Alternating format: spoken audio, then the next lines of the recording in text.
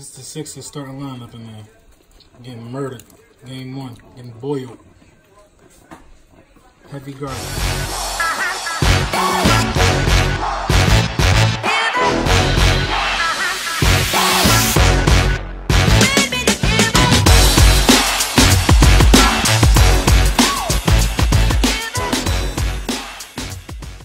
Lord Brunson back at you with the back at you, and I am the best reporting on the Eagles. Listen, man, this video is brought to you by Aqua Hydrate.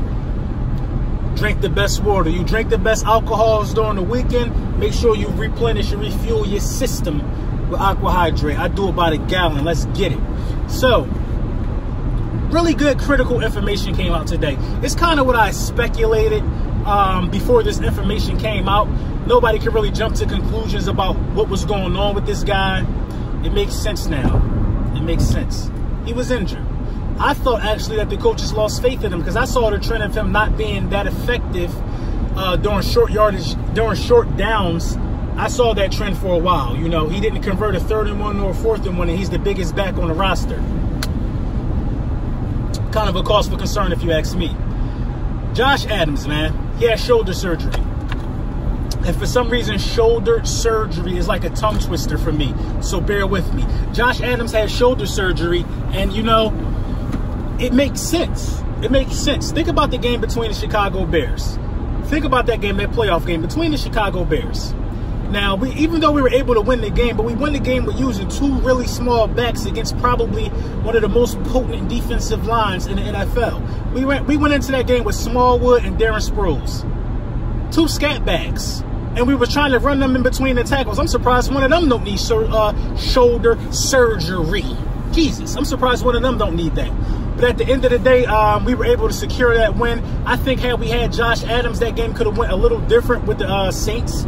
But hey, it is what it is. The guy needed surgery. This is going to be critical in keeping Carson Wentz upright, in my opinion. A strong run game, well, it's the facts of football. A strong run game will keep an injury-prone quarterback out of harm's way for the most part. I'm not going to jump to this conclusion and say Carson Wentz is injury-prone just yet.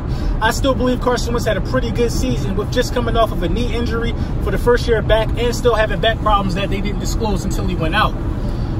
Now, Jordan Howard and Josh Adams could be the same tandem that we had with Jay Ajayi and LeGarrette Blount. Both bigger backs, both have speed to a degree. Josh Adams may have better breakaway speed, but hey, speed is speed, especially when you're dealing with these type of things. When you're trying to outrun defenders.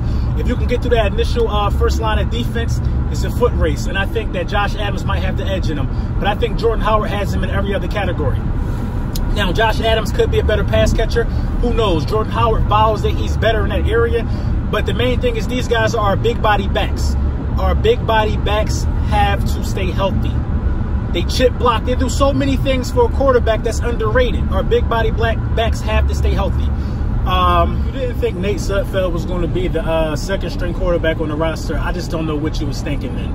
Nate Sudfeld has had the opportunity to learn from Carson, who's learned from Nick Foles. And it was just a big fat learning tree. So naturally, Nate Sudfeld would be the second string quarterback. Even if you were to bring in Colin Kaepernick, I think Nate Sudfeld would still be the second string quarterback. Now, I will say this. It's a no-brainer that he signed his tenure to stay with the Eagles. He knows the playbook. The city loves him. He got a ring basically riding the bench. He's seen some action, though, and he is much improved. Nate Sudfeld is much improved mechanic-wise, just all across the board. So I like what I've been seeing out of Nate Sudfeld as of late. But in any case, if Carson Wentz has to miss, say, 4 weeks, the season could possibly be over. Nate Sudfeld is not no Carson Wentz. So I don't want anybody to, you know, get their panties in a bunch and think something like that. Now, we don't actually know what Nate Sudfeld is. He hasn't been thrown into the fire, so you don't know what he is.